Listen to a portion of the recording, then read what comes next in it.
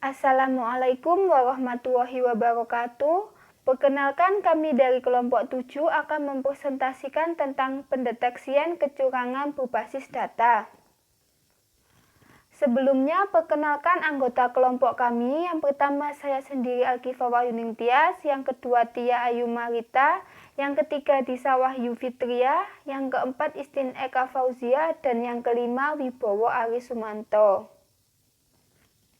Pendeteksian kecurangan berbasis data. Sebelumnya kita harus mengerti dulu apa arti dari data. Data adalah bahan baku informasi yang dikumpulkan dalam suatu basis data atau database agar pengumpulan, penyimpanan, pemeliharaan, pengolahan, dan pengamanannya dapat dilaksanakan secara efektif dan efisien. Diperlukan manajemen data sehingga suatu informasi tersebut dapat menjadi informasi yang tepat guna, tepat waktu, akurat, dan relevan. Analisis kecurangan berbasis data memberikan peluang baru untuk mempelajari konsep dari berbagai bidang ini. Dalam hal ini, kita harus mempertimbangkan kemampuan yang dimiliki dan seperti apa kelas-kelas lain yang mungkin untuk mempersiapkan diri guna mempelajari pendeteksian kecurangan. Topik pembahasan yang pertama, anomali dan kecurangan. Anomali akuntansi umumnya disebabkan oleh kelemahan sistem pengendalian. Hal tersebut bukan kesalahan yang disengaja. Itu adalah permasalahan sederhana dalam sistem yang disebabkan oleh kegagalan dalam sistem, prosedur, dan kebijakan pengendalian. Contohnya, anomali umum biasanya adalah pembayaran ganda alas faktur karena kesalahan pencetakan. Jika sistem seringkali memiliki kesalahan pencetakan seperti kehabisan kertas atau tinta, disertai adanya respon yang tidak tepat terhadap kesalahan-kesalahan ini, pegawai mungkin dengan mudahnya memasukkan kembali faktur sehingga menyebabkan adanya dua kredit atau pengeluaran atas kas dalam tabel entry jurnal. Selanjutnya, kecurangan itu berbeda. Hal ini merupakan kesengajaan untuk menggagalkan sistem pengendalian yang dirancang oleh pihak-pihak yang ahli dalam masalah pengendalian. Pelaku menyembunyikan jejak mereka dengan membuat dokumen yang salah atau mengubah catatan dalam sistem basis data.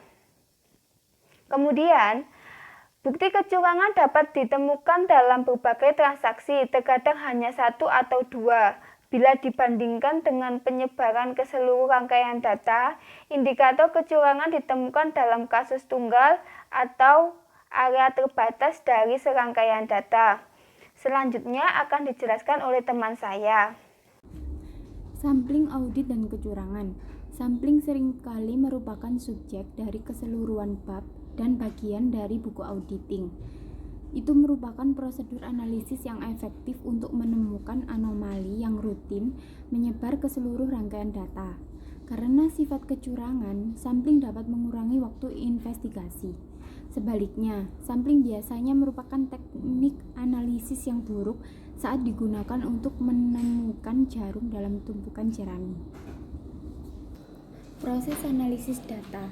Analisis data untuk pendeteksian kecurangan membutuhkan metode perencanaan kembali agar dapat efektif. Mengaplikasikan teknik berbasis sampling terhadap populasi total sebaiknya dipertimbangkan sebagai metode yang kurang efektif. Investigator kecurangan harus dipersiapkan untuk mempelajari metodologi baru, rangkaian perangkat lunak, dan teknik analisis agar sukses mengambil keuntungan dari metode yang berorientasi data. Selanjutnya, proses analisis data. Dari gambar berikut adalah metode pendeteksian kecurangan secara proaktif. Langkah analitis, langkah pertama, memahami bisnis. Langkah kedua, mengidentifikasi kemungkinan terjadinya kecurangan. Langkah ketiga, kemungkinan indikator kecurangan. Langkah teknologi. Langkah keempat, menggunakan teknologi untuk mengumpulkan data terkait sejumlah indikator. Langkah kelima, menganalisis hasil. Langkah investigatif, langkah keenamnya yaitu indikator investigatif. Kemudian ada pilihan untuk tidak lanjut atau prosedur pendeteksian otomatis. Perangkat lunak analisis data. Pertama ada ACL, Audit Analytic, kedua Caseware IDEA, dan yang ketiga Icalo dan Microsoft Office, dan Adjective Data. Ada akses data, yaitu yang pertama Open Database Connectivity atau disingkat menjadi ODC, yang kedua Import Text, yang ketiga membuat penyimpanan data, yaitu yang pertama MySQL, yang kedua PostgreSQL, yang ketiga SQL Server. Yang selanjutnya ada membuat penyimpanan data, yaitu ada MySQL adalah basis data gratis dan manfaat yang tersedia pada www.mysql.com. MySQL menjalankan sejumlah situs terbesar dalam internet yang menangani kapasitas yang ada dengan cukup baik. Yang kedua, PostgreSQL adalah basis data gratis berbasis standar yang tersedia pada www.postgresql.org. Ini dapat dilakukan untuk menangani hampir semua muatan. Yang ketiga, SQL Server adalah produk Microsoft untuk sejumlah investigator yang mungkin memiliki beberapa situs berlisensi ataupun situs legal lainnya, tetapi bukan merupakan opsi terbaik bagi pihak yang menginginkan Windows interface yang cukup familiar. Yang selanjutnya ada teknik analisis data, yaitu yang pertama persiapan data, yang kedua analisis digital, yang ketiga investigasi outlier, yang keempat stratifikasi dan ringkasan, yang kelima analisis tren waktu, yang keenam kesesuaian yang tidak jelas. Saya akan melanjutkan materi selanjutnya, yaitu terdapat gambar 13.3 analisis digital manajemen persediaan. Terdapat diagram batang yang terdiri dari 4 warna, yaitu below, aktual, tinggi, dan rendah. Di sini dapat terbaca bahwa semakin tinggi persennya maka digitnya semakin rendah. Begitu pula sebaliknya, semakin rendah persennya maka digitnya semakin tinggi. Yang selanjutnya merupakan grafik pemasok. Grafik pemasok yang terdiri dari 35.480 faktur. Diagram batangnya juga dapat terbaca semakin tinggi persennya maka digitnya semakin rendah, begitu sebaliknya semakin rendah persennya digitnya semakin tinggi.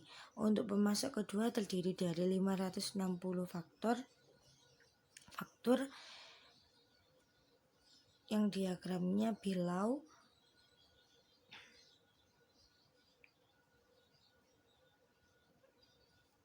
Di sini diagram batang terbaca semakin tinggi persennya maka digitnya semakin rendah, begitu pula sebaliknya.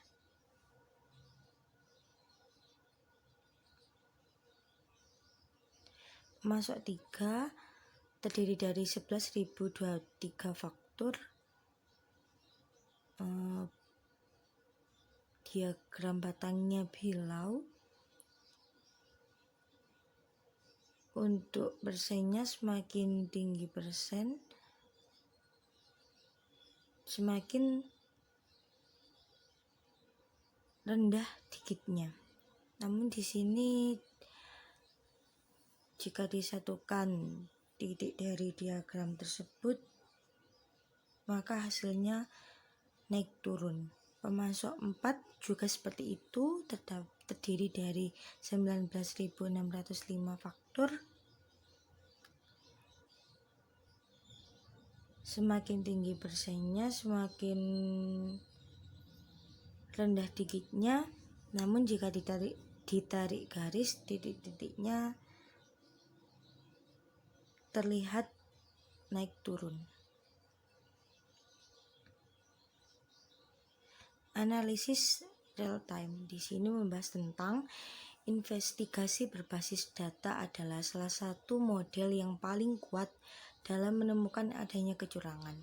Hal ini biasanya dilakukan selama proses investigasi, misal audit yang dilakukan secara periodik. Tetapi, hal ini dapat diintegrasikan secara langsung ke dalam sistem yang sudah ada untuk melakukan analisis real-time atas transaksi. Saat analisis real-time yang ada serupa dengan pengendalian akuntansi klasik karena dilakukan pada waktu terjadinya transaksi. Analisis ini menjadi teknik yang cukup jelas karena secara khusus menganalisis setiap transaksi terhadap kemungkinan adanya kecurangan. Dapat dikatakan dilakukan bukan untuk perbaikan. Selanjutnya akan dijelaskan oleh teman saya. Assalamualaikum warahmatullahi wabarakatuh. Saya Wibawa Sumanto dari kelompok 7. Saya akan menjelaskan presentasi kelompok kami menganalisis laporan keuangan.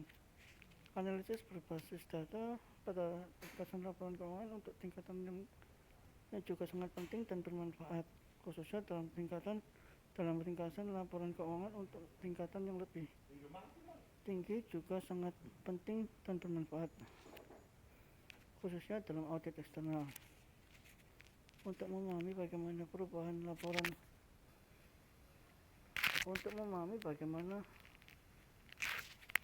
laporan keuangan dapat menjadi indikator adanya kecurangan, satu hal yang cukup familiar adalah sifat dasar dari tiga laporan keuangan yang sama. Sebagian besar organisasi mempublikasikan secara periodik laporan posisi keuangan, laporan laba rugi komprehensif, dan laporan arus kas.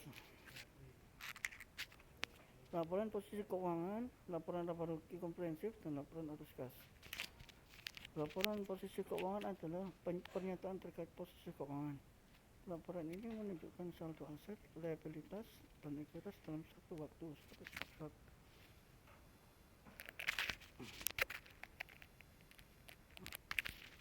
Laporan posisi keuangan dan laporan laba rugi komprehensif dikonversi dari situasi dan periode pelaporan untuk mengubah laporan dalam 4 cara, yaitu 1. Membandingkan saldo akun dalam laporan keuangan dari periode 1 ke periode yang lainnya. 2. Menghitung sejumlah rasio penting dan membandingkannya dari periode ke periode. 3. Melakukan analisis vertikal. 4. Melakukan analisis horizontal. Laporan arus kas adalah laporan yang tidak perlu dikonversi. Laporan ini menunjukkan arus kas masuk dan arus kas keluar selama satu periode. Penjelasan grafik dari laporan ini ditunjukkan pada gambar berikut.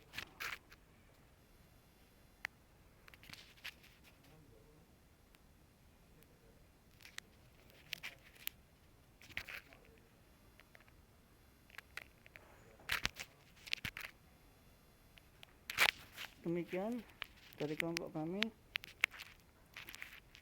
Atas perhatian kami ucapkan terima kasih. Apabila ada pertanyaan silakan tinggalkan di kolom komentar. Wassalamualaikum warahmatullahi wabarakatuh.